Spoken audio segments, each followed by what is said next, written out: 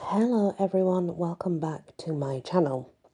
So I decided we are going to continue with Ella and Alec's story and the rest of the sort of crew, I guess, after the whole Cinderella situation. So that's where we're going to go from the last. We're going to carry on into the next of, bandits and ball gowns. And this is Ella, Manhattan. Ella, Ella, we want Ella. Loud voices wrench me out of my deep sleep. Jamming my pillow over my head, I try muffling the noise. No go. More ear-splitting yells come through loud and clear. Ella! Ella! We want Ella! What a coincidence. I want to punch you all in the throat for waking me up. No question who's breaking my personal sound barrier. Enchanted humans are marching outside my apartment building. Again, all while screaming my name. Again. Come out, Ella, we want you. It isn't clear what they'd do with me if they ever got me. I can't imagine it's anything good. And none of this is a surprise, by the way. For weeks, these supernatural stalkers have been drawn to me like subway rats to a dropped egg McMuffin. It's because I'm Magicorum, meaning I'm one of the lucky folks whose future is locked into a fairy tale life template. In my case, that's Cinderella. The chanting starts up once more. Ella, Ella, we want our Cinderella. Sadly, whatever is happening here is related to the dark side of my fairy tale life template. Being Cinderella isn't just ball gowns and glass slippers. There's a reason it's called the Grimm's Fairy Tales, not the Chipper Funtime stories. When magic gets into the mix, stuff turns ugly. Humans become enchanted. Shouting is involved. I eventually lose a shoe. You get the idea. Not that I worry about it too much. I take my Cinderella-ness, kick it in the ass, and call it a bitch. Boom. Case in point. You may wonder how someone like me, meaning an 18-year-old with a crap alive template, can afford my own apartment in Manhattan. Short answer. To make ends meet, I unsteal jewellery and run the occasional con. Don't judge. Fairy tale live templates are the pits. Ellie! Get out here, Ellie! Wow, they're really upping this morning. That gets me curious. Rolling over, I peep through the window and scan the sidewalk below.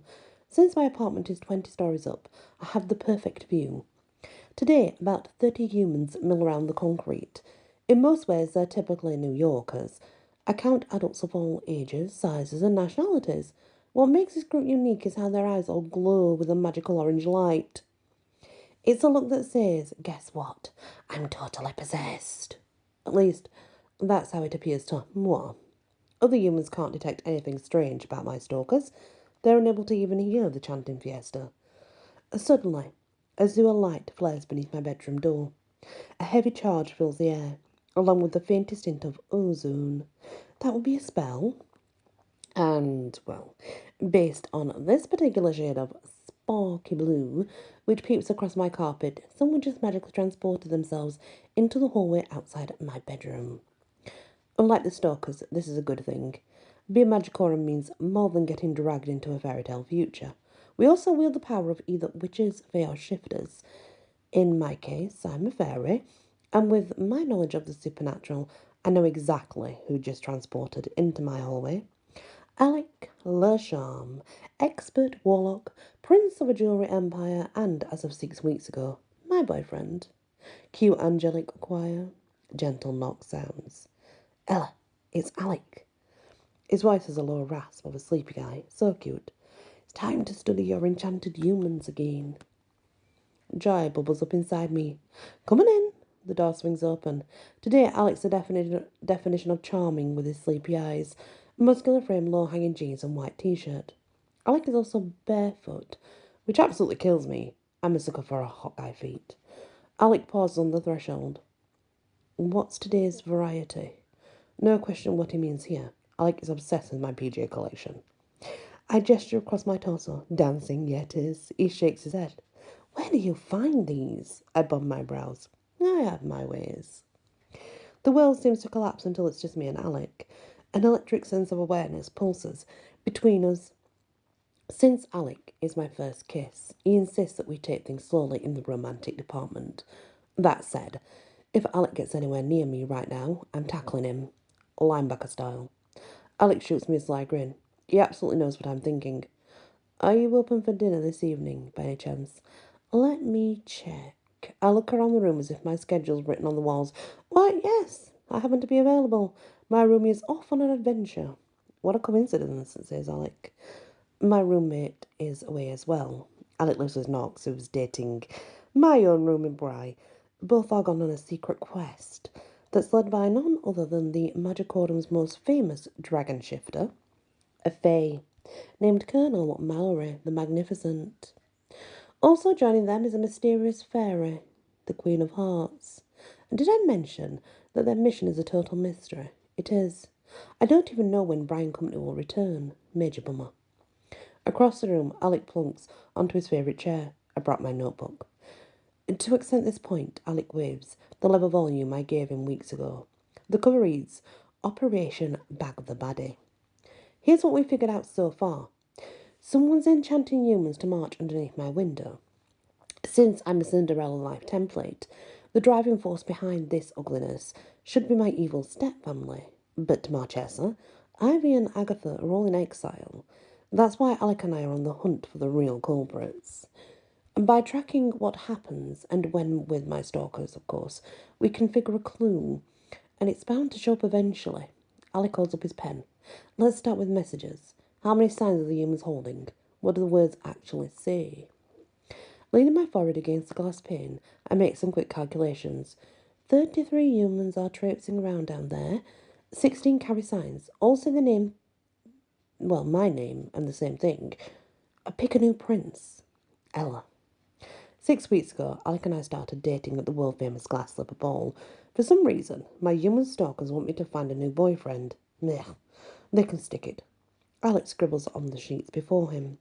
That makes 247 times that sign has appeared in the last 6 weeks. It's your most popular message. Whoever's casting the spell, they want you gone. I'd like to see them try and get rid of me. Alec's eyes light up with a fire and determination. Waves of power and magic roll off him, filling the room with his presence. Tackling is definitely becoming an attractive option again. Stay focused, Ella. I look down at the sidewalk once more. A different face appears in the mix of enchanting humans. This new woman stands out for 2 reasons. First, she's dressed up as a sheriff from the Old West. That doesn't happen often, even in New York. Second, her eyes are regular blue instead of glowing orange. In my personal stalker history, that's never happened before. Enchanted humans are their own bubble of strangeness. No one without orange eyes gets anywhere near them, yet this sheriff stands right in the middle of the pack. Could it be a clue?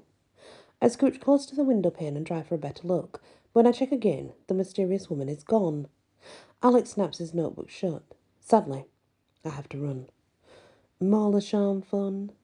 Alec rolls his eyes. Welcome to my new life of suck.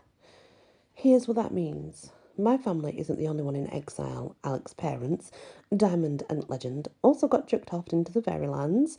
Good riddance. Since then, Alec has become the new CEO of Le Charme. It's as much fun as it sounds. Good luck with that, I state. Go meet the people, sign the things, crush the lesser jewelry guys. Woo! And so I shall. But not until I'm certain you safely arrived at Westlake Prep. These enchanting humans worry me. Alec offers me his hand. May I transport you to school, m'lady? What a man.